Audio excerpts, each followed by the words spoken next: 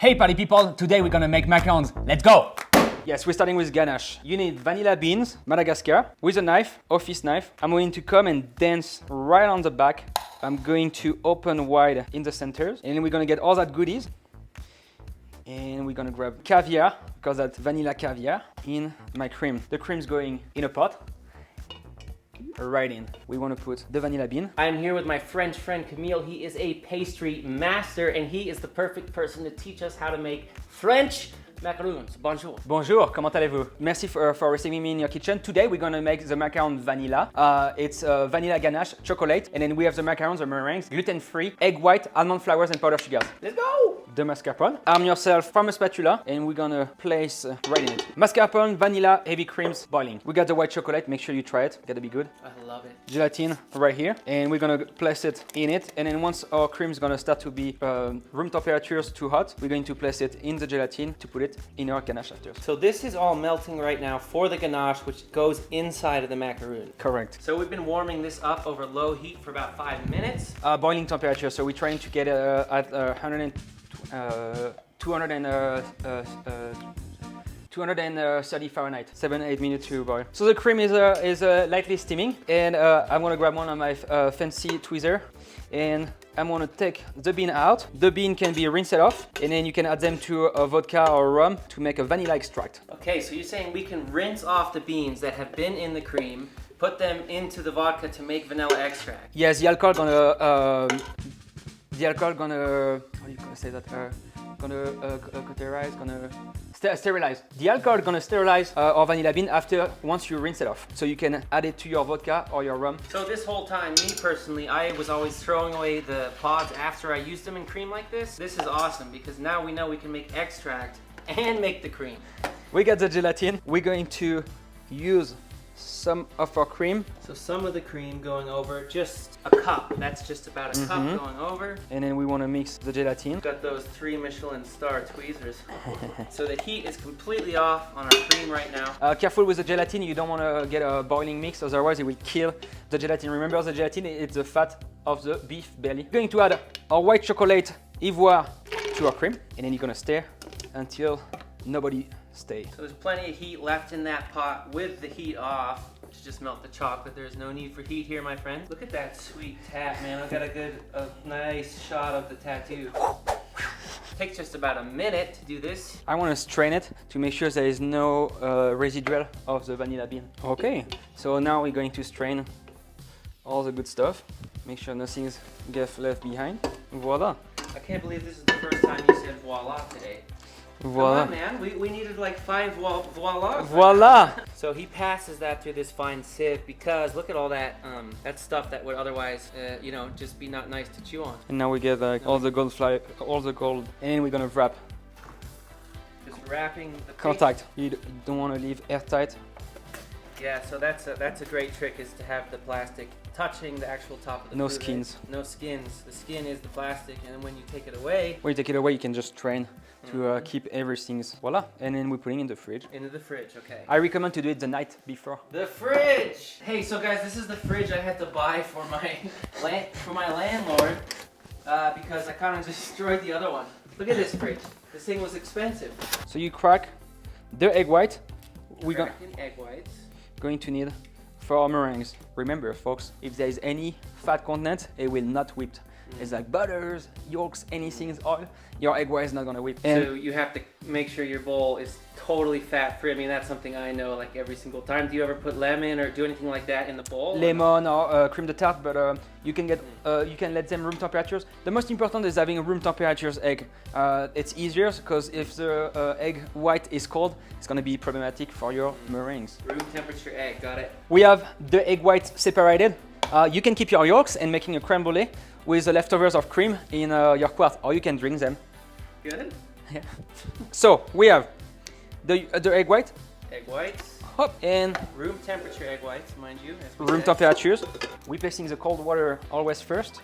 If you've been making pasta or meatball the night before, you want to make sure to use a little bit of vinegars and then salt, and then rinse it off to make sure the pot is sterilized, otherwise it's gonna crystallize your sugars. So you're saying if the pot's not really clean and sterilized, that the sugar Always good. gonna crystallize, the sugar's gonna crystallize. Always good, a good step forward to make sure that we get with the best element. And if you get your sugar crystallized, you use a teaspoon of white vinegars, you dump in it, and it is hopefully miraculously just dissolve all the crystal. So that's just on low heat again. We don't want to stir it with a spatula, so we want high heat, and then it's going to take about 20 minutes cooking. So Camille said this is coming up to 250 Fahrenheit. However, you want to turn the heat off at 242 degrees Fahrenheit, and the residual heat will carry it up to 250. Oui, chef. Oui, chef. Oui, chef. If we weren't doing this on YouTube, and let's say we were in a professional kitchen, Camille would just be dipping his fingers. No. My tongue. My tongue. His tongue. I will put my tongue inside. Into the sugar. Yeah, but we're not. This is YouTube. So for safety, we're gonna take a rubber spatch first into the ice water. And you're gonna rendezvous with the sugar, your spatula, and you're gonna put it back right in it. Right back into the ice water. And we have a hard bowl, so you're gonna grab it. So how do you know it's a hard boil? You're going to play with it, and we're gonna see. And here we have. And it's hard. Let me feel it. Oh yeah. Soft okay. will be you will be able to play with. Yep. Okay. So this feels like a gummy barrel. We want to stay constant on the level. So the level you want to add your sugars when we call that shaving cream texture when you get off of the mixing bowl, and you want to keep the same speed. If you change the speed, it's gonna happen some things you don't want to happen. Same speed, and which speed are we going for? 10. 10, okay. All the way 10. up, baby. And he's saying we want to wait till it's foaming about up to here. Correct. And then we add the sugar. And we're gonna add the sugars on the side.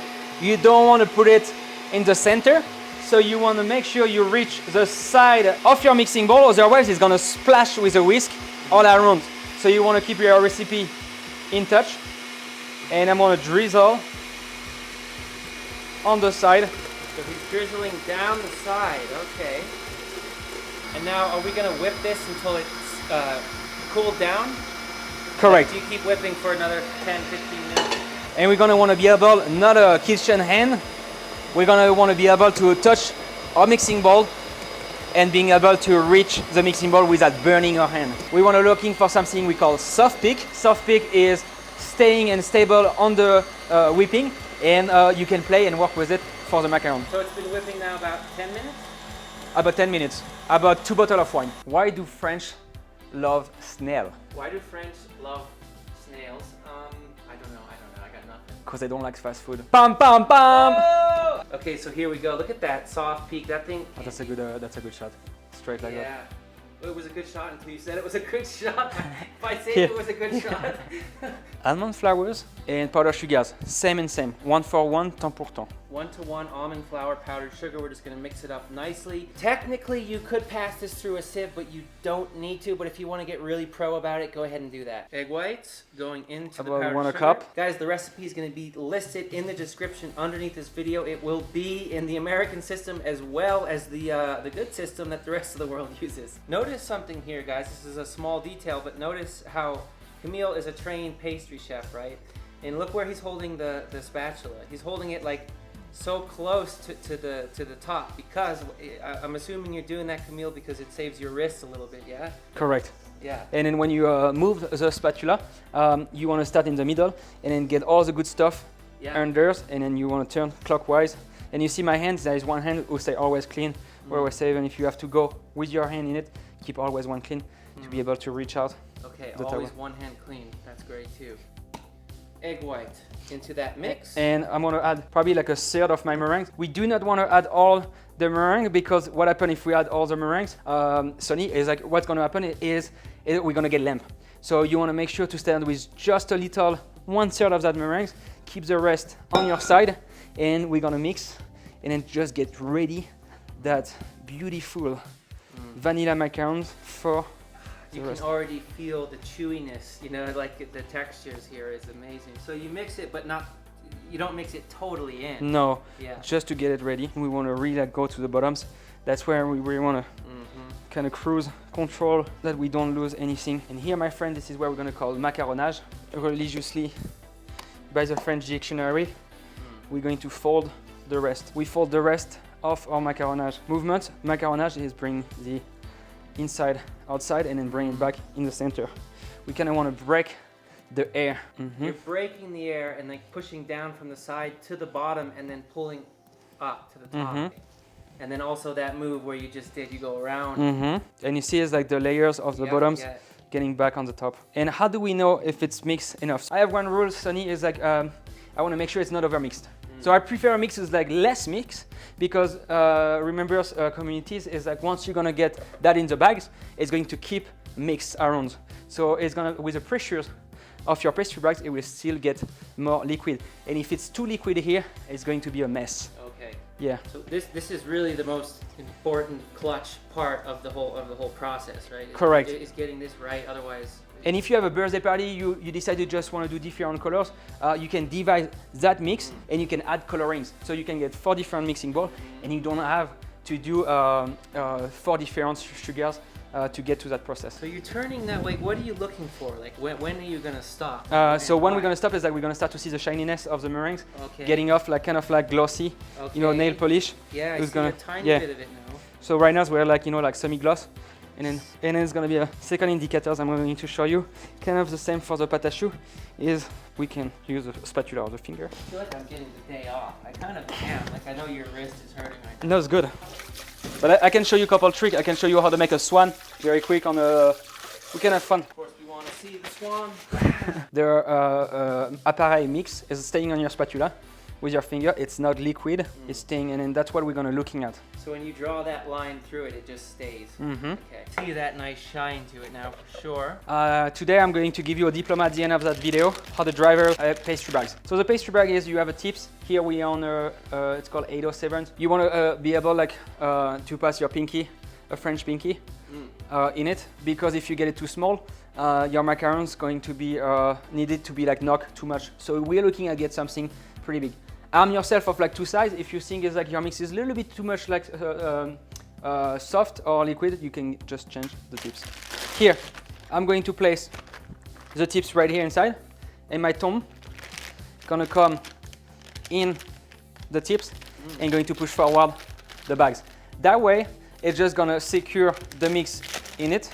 It's gonna give us the right amount of batter in it. And if you can almost reach and kiss your watch, it's what you're looking at. Remember, you do not want to put too much in your bag.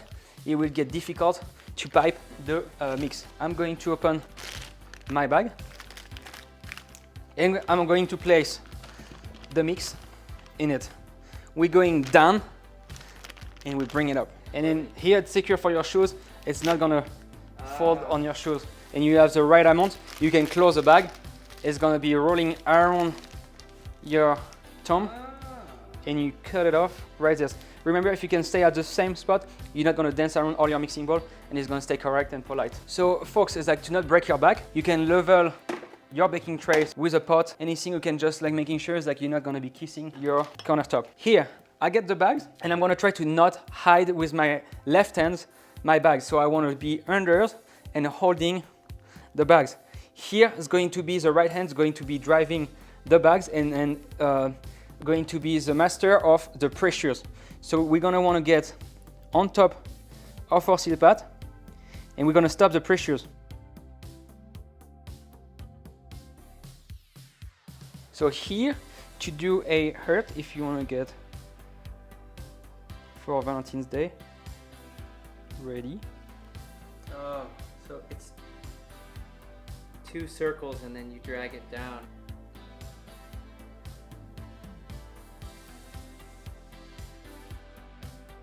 So this one is going to be, we do a circle, start with the base. You can just do also like a big mushroom. You can do one like that. And then here we're gonna do 1 wing, 2 wings, and then we're gonna do the body of our swan. And then here you can also even like reshape it to make it a little bit more. Make it a little feathery. Okay, mes amis, so here is the macarons. Your macarons are piped and you're gonna let them dry. If you feel you have a little hat on top, you can knock them slightly, like they are your friends. A little tap. And then you're going to leave them 45 minutes drying before you put them in an oven at 300, preheat 345. Let's go, mes amis. Camille! is a high-level French chef, and he deserves your attention. He has a lot to teach, and it's something that you're not gonna find everywhere on YouTube and online. He's just starting out on social media. Go subscribe to his channel. You can follow him on his other social links. I'll put them right here, Instagram and TikTok. If you need to speak French, you can follow my crazy adventures. I private chef around America. I'm very humble. I'm very happy to be here in Colorado and being the opportunity to bake macarons, Monsieur Macarons, and yeah, as like stay sweet. My favorite word to hear French people say is this word I have written right here. I'm gonna go have Camille say it. Say this word, please. Vegetable. It's so good.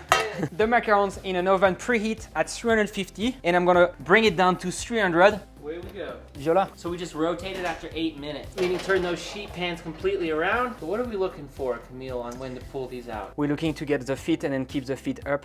So these little feet is the little bottom layer. and you see like they're jiggling a little bit, so they're probably like 2 to 3 minutes out. So roughly 20 minutes, but it could be different depending on your oven, give or take a little bit of time.